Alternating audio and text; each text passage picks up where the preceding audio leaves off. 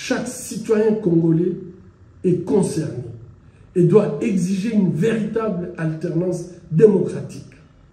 Il est également impératif que l'utilisation par le pouvoir des institutions telles que l'appareil judiciaire pour des règlements de comptes politiques soit bannie des pratiques quotidiennes. La justice doit rester une institution indépendante. Mais nous sommes convaincus que l'émergence d'un leadership congolais à la tête du pays qui imposerait le respect à ses partenaires peut changer la donne. Mesdames et messieurs, bonjour. Je remercie la commission Justice, Paix et Sauvegarde de la création de l'ECC et les aumôneries universitaires protestantes du Congo de m'inviter à prendre la parole dans le cadre de cette journée de réflexion sur le rapport Église-État à l'occasion de la 3e édition de la tribune citoyenne dénommée « L'Église s'élève, la nation se relève » qui se tient en ces jours de la proclamation de l'indépendance de notre pays. Il nous a été demandé de vous parler des divers enjeux de la paix et proposer des pistes et des solutions durables pour sortir les pays de sa crise existentielle. Car nous en sommes tous conscients, la situation est extrêmement critique et la nation est en danger. Mesdames et messieurs, permettez-moi avant tout de revenir avec vous en arrière dans les temps pour mieux cerner les enjeux aujourd'hui et les pistes pour demain. Depuis le congrès de Berlin en 1885, où les puissances de l'époque se sont partagées l'Afrique en consacrant le roi de Belge Léopold II comme souverain et propriétaire de facto du Congo, appelé alors l'État indépendant du Congo, la population congolaise est entrée dans une véritable tragédie humaine et est confrontée à un scandale permanent et sans précédent.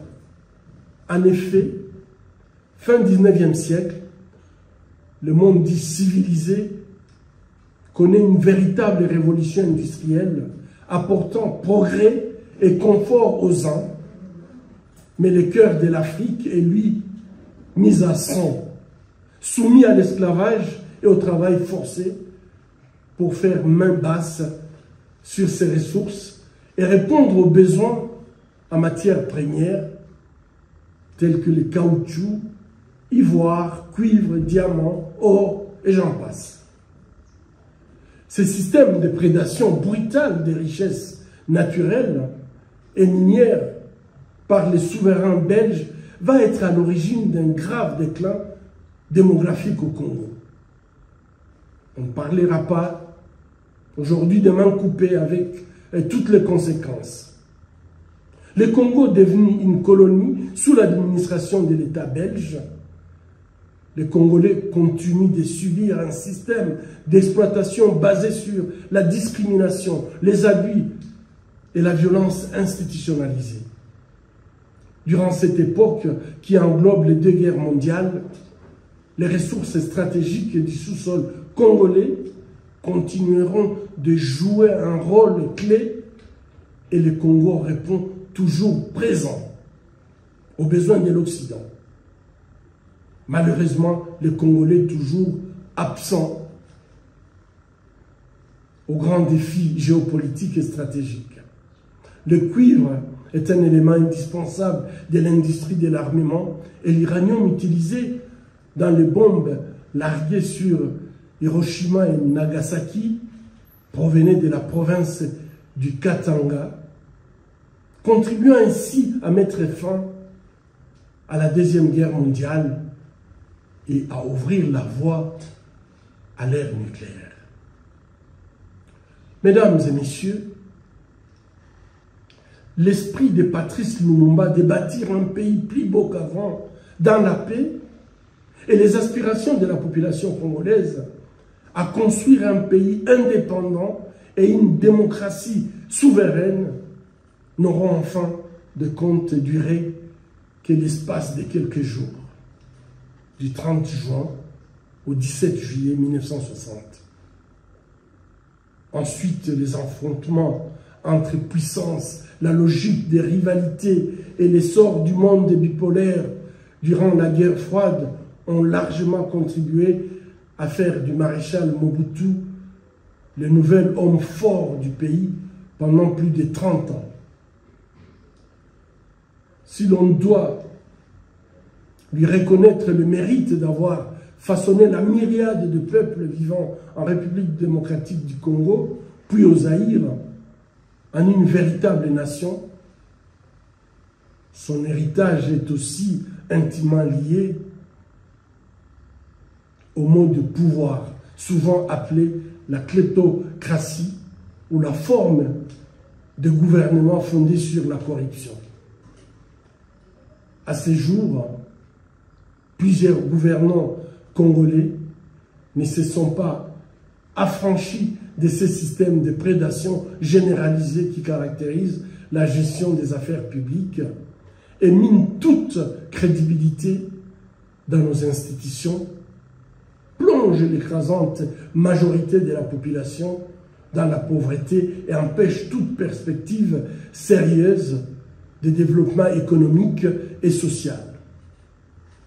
Alors que la chute du mur de Berlin laissait augurer un nouvel ordre mondial, plus pacifique grâce à un nouvel essor du multilatéralisme, la fin du régime de Mobutu sera l'œuvre de l'Alliance des forces démocratiques pour la libération du Congo. Mais en fait, quelle libération? Une coalition téléguidée par l'Ouganda, le Rwanda et le Burundi, eux-mêmes proxy des grandes puissances, avaient mis en œuvre la politique de New Scramble for Africa, qui a plongé dans les années 90 les Zaïre puis la République démocratique du Congo dans un véritable chaos organisé. Ce chaos sert à créer un environnement propice pour alimenter les besoins des multinationales et de l'économie mondiale à l'ère de la révolution de la nouvelle technologie de la communication. En effet, l'étain, le tungstène et le tantal, le 3TS, dont une grande majorité des réserves mondiales se trouvent à l'est de notre pays, sont des composants stratégiques des smartphones, des ordinateurs et autres gadgets électroniques qui sont devenus aujourd'hui indispensables dans la vie de tous les jours. Le contrôle de ces 3 TS est devenu intimement lié aux conflits internationaux et internationalisés qui perdurent depuis presque 30 ans avec des conséquences dramatiques pour notre population. Des millions de morts, des personnes déplacées et des femmes violées. Mesdames et messieurs, pour obtenir à bas prix les matières premières dont regorgent les sous-sols de la partie orientale de la RDC, les régimes de Kigali et de Kampala, qui jouent un rôle clé dans cette économie de guerre et dans le pillage et l'exportation des minerais de sang vers le marché mondial, ont reçu jusqu'à aujourd'hui un véritable permis de tuer de la communauté internationale. Nos soi-disant dirigeants qui ne pensent qu'à se remplir les poches et le ventre et confondent malheureusement toujours leurs intérêts personnels et les biens communs, ne sont en rien redevables de leurs actions ou de leur inaction devant le peuple, car la démocratie n'est qu'une façade et les élections tenues à intervalles non périodiques, une véritable mascarade. Dans le contexte de la globalisation de l'économie, où l'Occident ne domine plus le monde, une élite cupide corrompu et déconnecté du peuple poursuit le bradage des ressources naturelles et minières du pays, principalement à la Chine, dont la puissance économique et militaire lui permet d'opérer en Afrique en général et en RDC en particulier comme une véritable force néocoloniale. Et si je souligne, ça sera une honte pour les générations à venir si on va être recolonisé pour la 3e fois. Alors que les pays économiquement avancés planifient la décarbonisation de leur économie pour enrayer la crise climatique et que l'Union européenne a fixé l'année 2035 pour passer au tout électrique, la RDC est à nouveau un pays solution. Cette fois de la transition énergétique est dite verte. En effet, place sera bientôt entièrement faite aux voitures électriques et chacun sait que la construction des batteries est donc devenue un enjeu géostratégique de premier plan pour l'économie mondiale et que les 2 principales matières premières sur lesquelles compte le monde développé pour faire fonctionner ces nouvelles voitures,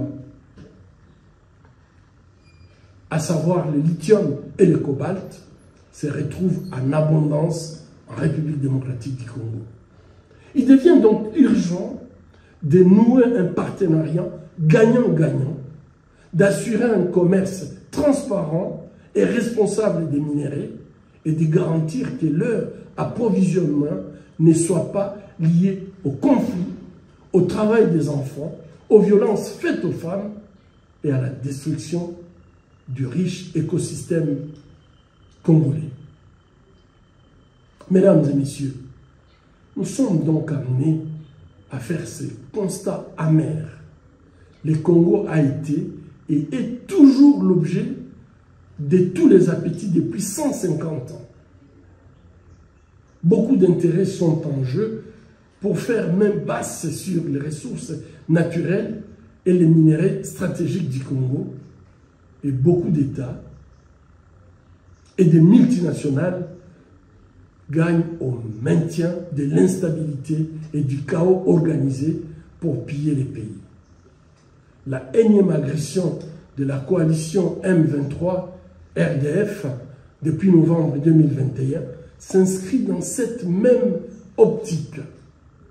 La responsabilité est partagée car nos autorités cupides et corrompues œuvrent de concert avec les seigneurs de guerre qui s'enrichissent de ce commerce de sang, tout en procédant à une instrumentalisation tribale très dangereuse qui met en péril la cohésion nationale déjà fragilisée par des décennies de violences armées.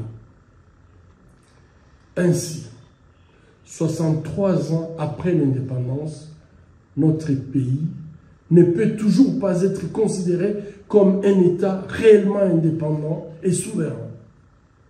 Les déclarations récentes de certains présidents et responsables sécuritaires de l'EAC sur différents médias sont choquantes et humiliantes et s'apparentent à une nouvelle forme de néocolonialisme africain sur d'autres Africains.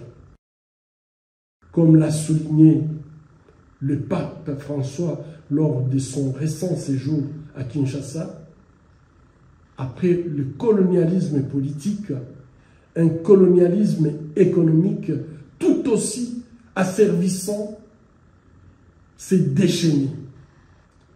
Ces pays largement pillés ne parviennent donc pas à profiter suffisamment de ces immenses ressources. On en est arrivé au paradoxe que le fruit de sa terre le rende étranger à ses habitants. Je ferme la parenthèse. Face à cette tragédie et ces scandales qui durent depuis presque 150 ans, il est plus que temps de réagir. Mesdames et messieurs, il n'est jamais trop tard pour changer de cap. surtout quand c'est pour aller dans la bonne direction.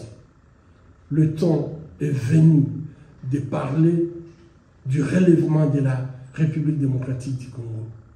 Il n'y a pas de fatalité. L'histoire est faite de cycles et nous apprend qu'il y a toujours un rebond après le creux de la vague. Quelles sont les solutions durables à cette crise multiforme? Elles passeront en priorité par le développement d'un leadership congolais fort pour modifier la dynamique géopolitique. Deuxièmement, le renforcement d'une cohésion nationale. Troisièmement, la restauration de la sécurité. Quatrièmement, la mise en œuvre de la justice transitionnelle et l'instauration de l'état de droit. Et enfin, une alternance démocratique par des élections crédibles, transparentes et apaisées. Premièrement, développer un leadership congolais fort pour modifier la dynamique géopolitique. Nous l'avons vu dans notre introduction, le jeu de puissance instrumentalise les pays voisins de la RDC pour s'accaparer à bas prix nos ressources naturelles et minières, tout en maintenant l'État congolais en faillite. Cet état des lieux ne pourra changer du jour au lendemain, mais nous sommes convaincus que l'émergence d'un leadership congolais à la tête du pays, qui imposerait le respect à ses partenaires, peut changer la donne. Il appartient au peuple congolais de se doter de ces leaderships forts. Si l'État congolais déploie son autorité sur l'ensemble du territoire national, il sera en mesure de protéger ses frontières et la population et d'assurer la souveraineté sur ses ressources naturelles. Si un état de droit fonctionnel garantit tant la sécurité physique que juridique, les investisseurs et les marchés ne devront plus passer par les intermédiaires, comme ça se fait aujourd'hui, passer par les pays voisins criminels pour s'approvisionner en fait en matières premières stratégiques indispensables pour l'économie mondiale, ces matières qui sont chez nous. Deuxièmement, renforcer la cohésion nationale. Pour renforcer la cohésion nationale, il faudra créer les conditions d'une société inclusive dans laquelle sont garantis les droits, l'intégrité et la dignité de chaque citoyen. Que chaque citoyen se sente chez lui au Congo. Et nous devons introduire la notion du genre dans cette intégration. Il sera aussi primordial d'assurer l'égalité des chances pour tous et en fait que les territoires moins nantis puissent être supportés par les autres territoires plus riches. En outre, la liberté de mouvement et l'implantation de tout citoyen et de leurs projets d'investissement à n'importe quel endroit du territoire national est une condition indispensable pour le relèvement de la nation. Enfin, il est temps de développer et transmettre un récit historique et des résistances communs. Nous devons absolument avoir un récit qui nous unit tous. Le troisième point, c'est la restauration de la sécurité. Il faut impérativement restaurer la sécurité et changer les rapports de force avec les pays voisins. Pour ce faire, il y a urgence à déployer pleinement l'autorité de l'État sur l'ensemble du territoire. À ce jour, outre la force multilatérale composée par les casques bleus opérant sous le chapitre 7 de la Charte des Nations Unies, un état de siège a été décrété depuis plus de 2 ans et a déjà été renouvelé presque 50 fois dans les provinces du Nord Kivu et de l'Ituri.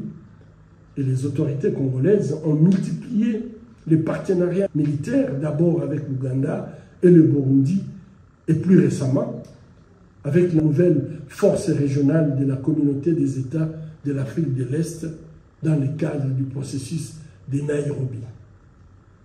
Pourtant, l'insécurité est croissante à l'est du pays et le nombre de civils tués par les groupes armés s'est accru. Et aujourd'hui, on observe l'extension de ce conflit armé vers l'ouest du pays. Les récentes initiatives ayant conduit à des accords de coopération militaire tant bilatérale que régionale illustrent non seulement l'échec de l'état de siège, mais aussi que les autorités de la RDC poursuivent une politique d'externalisation de la sécurité nationale à des forces étrangères, entraînant une surmilitarisation très inquiétante de la région. Nous avons alerté à diverses reprises l'opinion tant nationale qu'internationale sur les dangers de recourir à cette stratégie des pyromanes pompiers, car chacun le sait. La majorité des pays voisins de la République démocratique du Congo et membres de la communauté des États d'Afrique de l'Est qui ont déployé leurs troupes sur les territoires congolais sont des acteurs clés de la déstabilisation, des cycles de violence et du pillage des ressources naturelles de l'Est du Congo depuis 25 ans. En outre, il est déjà établi dans diverses études que les États membres de la force régionale de l'EAC sont bien plus motivés par des intérêts économiques, commerciaux et géopolitiques que par la neutralisation des groupes armés et la protection des civils. Mesdames et messieurs, il devient donc urgent pour les autorités congolaises de revoir la gouvernance sécuritaire et la diplomatie régionale. Nous sommes convaincus que seule une profonde réforme des forces armées de la République démocratique du Congo pourra contribuer à la sécurisation et à la pacification de l'Est du pays.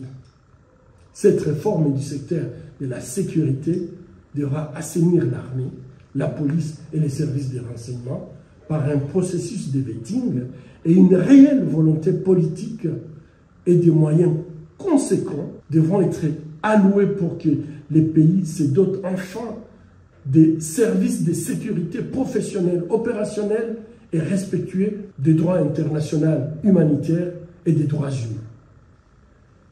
Il s'agit d'une condition sine qua non pour que les forces de défense et de sécurité congolaises puissent exercer efficacement leurs fonctions régaliennes, déployer l'autorité de l'État sur toute l'étendue du territoire, protéger les civils, défendre l'intégrité territoriale et la souveraineté nationale. En outre, il s'agit d'une mesure de premier plan pour prévenir la répétition des atrocités dont nos compatriotes sont victimes chaque jour depuis des décennies. Le quatrième point, c'est l'impératif de la justice. Face à l'échec patent de toutes les tentatives de solutions politiques et sécuritaires, il faut mettre fin à la culture de l'impunité qui alimente la récurrence des conflits et mine la confiance des citoyens dans ces institutions. Nous pouvons continuer de fermer les yeux sur les atrocités commises en République démocratique du Congo depuis plus d'un quart de siècle. Le temps est venu de mettre en avant les interconnexions étroites existant entre la prévention des conflits, la justice transitionnelle et l'instauration de la paix. Toutes les échelles de responsabilité, qu'elles soient nationales, régionales ou internationales, doivent être établies. La justice est la pièce manquante du puzzle en RDC pour briser les cercles vicieux de la violence et de l'impunité. Il n'y aura pas de paix durable sans la justice, sans réparation, sans la vérité et bien sûr sans des réformes institutionnelles visant à la non-répétition des crimes le plus grave. Tel est le sens de nos efforts de plaidoyer auprès des autorités congolaises et des partenaires internationaux, régionaux et bilatéraux pour l'adoption d'une stratégie nationale holistique de justice transitionnelle en République démocratique du Congo, qui devra tenir compte de la dimension internationale des conflits et de l'interventionnisme des nombreux pays tiers dans les conflits qui déstabilisent notre pays depuis 30 ans. Cet impératif de rendre la justice pour les crimes du passé et du présent est non seulement une condition préalable à la réconciliation et à la coexistence pacifique en RDC et dans la région des Grands Lacs, mais aussi un moyen privilégié pour consolider l'état des droits, condition indispensable pour assurer une bonne gouvernance, lutter contre la corruption endémique qui détruit en fait notre pays comme un cancer et créer un cadre propice aux investissements. Il est également impératif que l'utilisation par le pouvoir des institutions telles que l'appareil judiciaire pour des règlements de comptes politiques soit bannie des pratiques quotidiennes. La justice doit rester une institution indépendante. Et le cinquième point, c'est l'alternance démocratique par des élections crédibles. La nation se rapproche à grands pas de son 4e cycle électoral, de son histoire récente, pour de nouvelles élections générales, avec la tenue des scrutins présidentiels législatifs, provinciaux et locaux en décembre cette année. Il est crucial de sortir des crises de légitimité à répétition à la base des cycles de violence et d'instabilité politique et sécuritaire. Pourtant, les institutions dites d'appui à la démocratie sont fortement politisées et les démarches entreprises pour organiser les élections, opaques et non inclusives, n'annoncent rien de transparent, de crédible et d'apaisé. Il y a péril en la demeure. Chaque citoyen congolais est concerné et doit exiger une véritable alternance démocratique. Celle-ci ne sera possible que si et seulement si la volonté souveraine du peuple exprimée dans les urnes est respectée. Il est impératif que des équipes de monitoring, tant nationales qu'internationales, soient déployées partout sur le territoire national avant, pendant et après les élections. Alors que les églises catholiques et protestantes sont les structures les mieux organisées et répandues dans toutes les provinces du pays, et que l'écrasante majorité des bureaux de vote seront installés dans des écoles, des églises et des paroisses, il est évident que les églises auront un rôle de premier plan dans les suivis réservés aux élections et aux résultats. Cette année, nous exhortons les églises à faire usage de leur voix prophétique pour non seulement effectuer le monitoring des élections, mais de procéder aussi au comptage parallèle des résultats en vue de les divulguer en amont de ceux proclamés par la CENI. Ainsi, l'Église se lèvera et la nation se révélera grâce à une révolution démocratique.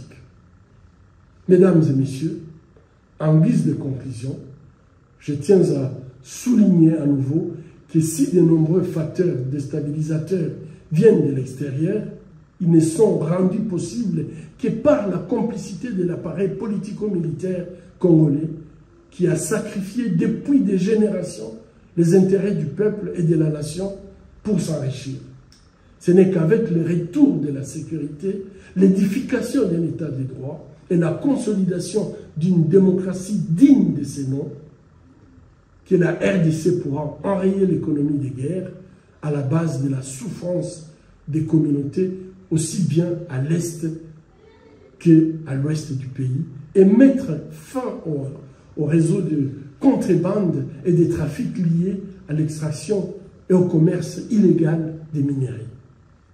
Une fois installé un cadre propice à un commerce propre et responsable, avec une traçabilité complète des lieux d'extraction dans les mines de l'Est du Congo jusqu'aux produits finis achetés par les consommateurs dans les magasins du monde entier, les Congolais et les Congolaises pourront à nouveau gagner une place digne dans le concert des nations, construire un Congo plus beau qu'avant et avancer non seulement sur les chemins de la paix durable, mais aussi du développement endogène.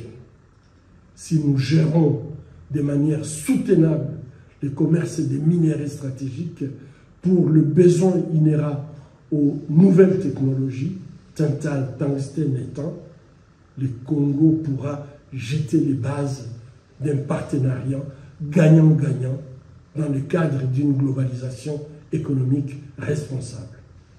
Chers compatriotes, il est temps que les Congolais exploitent leurs capacités de sursaut et d'éveil patriotique.